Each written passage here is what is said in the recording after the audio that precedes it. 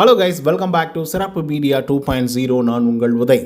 இந்த மணி box round 3 இருக்கு இல்லையா, இந்த ரவுண்டு 3ல் வந்து நம்ம பவித்ரா அவர்கள் வந்து பங்கேற்றிருக்காங்க. ஸோ பங்கேற்றது மட்டும் இல்லாமல் வெற்றியும் பெற்றிருக்காங்க. எவ்வளோ அமௌண்ட் ஜெயிச்சிருக்காங்க அப்படின்னு பார்த்தீங்கன்னா 2 லட்ச ரூபாய் வந்து ஜெயிச்சிருக்காங்க. ஆனால் அதுக்கு முன்னாடி நிறைய விஷயங்கள் வந்து நடந்திருக்கு. அந்த நிறைய விஷயங்கள் வந்து பார்த்திங்கன்னா ஜாக்லின் எவிக்ட் ஆகிறதுக்கு மிகப்பெரிய ஒரு காரணமாக அமைஞ்சிருக்கு. அது என்ன அப்படிங்கிறத பற்றி இந்த வீடியோவில் முழுசாக பார்க்கலாம். ஸோ இந்த வீடியோக்கு போகிறதுக்கு முன்னாடி நம்மளோட சேனலை சப்ஸ்கிரைப் பண்ணாங்க, சப்ஸ்கிரைப் பண்ணிக்கோங்க. லைக்கை போட்டு வீடியோ பாருங்கள். வாங்க இந்த வீடியோக்குள்ள வந்து போகலாம். முதல்ல இந்த ரவுண்டை பற்றி நான் எக்ஸ்ப்ளனேஷன் வந்து கொடுத்துட்றேன். அந்த ரவுண்ட் என்ன அப்படின்னு பார்த்தீங்கன்னா 45 மீட்டர்கள் வந்து கடக்கணும். வித்தின் தி 20 செகண்ட்ஸ்குள்ளே வந்து கடக்கணும் அப்படின்னு சொல்லி பிக் பாஸ் அவர்கள் வந்து சொல்லியிருக்காங்க. அண்டு மணியோட அமௌண்ட் எவ்வளோ அப்படின்னு பார்த்தீங்கன்னா 2 லட்ச ரூபாய் வந்து வைக்கப்பட்டிருக்கு. ஸோ நேற்றுக்கு வந்து நம்மளுடைய ரயான் அவர்களுக்கும் இதே மாதிரி ஒரு டாஸ்க் வந்து கொடுக்கப்பட்டது. 45 மீட்டர் பட் 25 செகண்ட்ஸ் வந்து கொடுத்துருந்தாங்க. இது அவர் வந்து ரொம்ப கம்ஃபர்டபுளாக பண்ணி முடிச்சிட்டார் அப்படின்னு தான் வந்து சொல்லணும். சொல்லப்போனால் வந்து 17 செகண்ட்ஸ்குள்ளே வந்து பார்த்திங்கன்னா முடிச்சிட்டாப்பில்.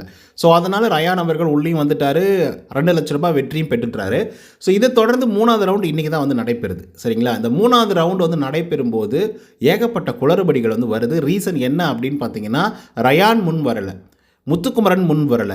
முன் வந்தது 2 பேர். ஒன்று வந்து பவித்ரா, இன்னொன்று வந்து பார்த்திங்க அப்படின்னா ஜாக்லின். ஸோ இவங்க 2 பேரில் யாராவது ஒரு ஆள் தான் போகணும் அப்படிங்கிற மாதிரி ஒரு சிச்சுவேஷன் வந்து நிலவுது.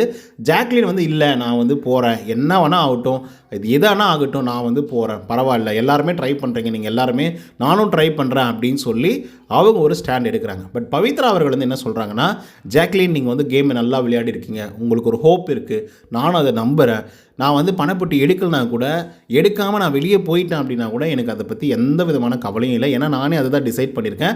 ஒன்று எடுத்தா பணப்பட்டி எடுக்கலாம், இல்லை வெளியே போயிடலாம் அப்படிங்கிற ஒரு முடிவில் இருக்கேன். ஸோ எனக்கு ஒரு சான்ஸ் வேணும், கண்டிப்பாக கொடு அப்படின்னு சொல்லிட்டு பவித்ரா அவர்கள் வந்து கேட்டிருக்காங்க.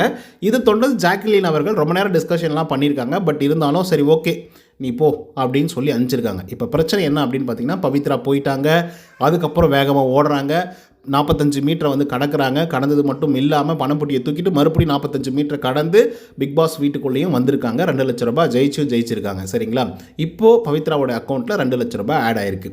இப்போ ஜாக்லினுக்கு என்ன பிரச்சனை அப்படின்னு பார்த்தீங்கன்னா, ஒரு வேளை பவித்ராவுடைய அந்த வாய்ப்பை வந்து இவங்க தட்டி பறிச்சிருந்தாங்கன்னா, என்னால் முடியவே முடியாது, எனக்கு தான் கொடுத்தாகணும் அந்த வாய்ப்பை, நான் போகிறேன் அப்படின்னு சொல்லி ஒரு வேளை ஸ்டாண்ட் பண்ணி நின்றுருந்தாங்க அப்படின்னா, கண்டிப்பாக ஜாக்லின் அவர்கள் மேபி பவித்ராவுக்கு பதிலாக ஜாக்லின் உள்ளே இருந்திருப்பாங்க அப்படிங்கிற மாதிரி தான் எனக்கு வந்து.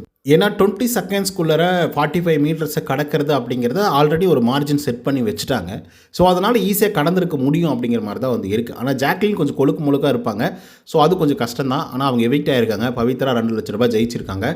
ஸோ அதை பற்றி உங்களோட கருத்துக்கள் என்ன அப்படிங்கிறத கமெண்ட்ஸில் சொல்லுங்கள். இது வீடியோ பிடிச்சிருந்தா லைக் அண்ட் சப்ஸ்கிரைப் பண்ண மறந்துடாதீங்க. நன்றி, வணக்கம்.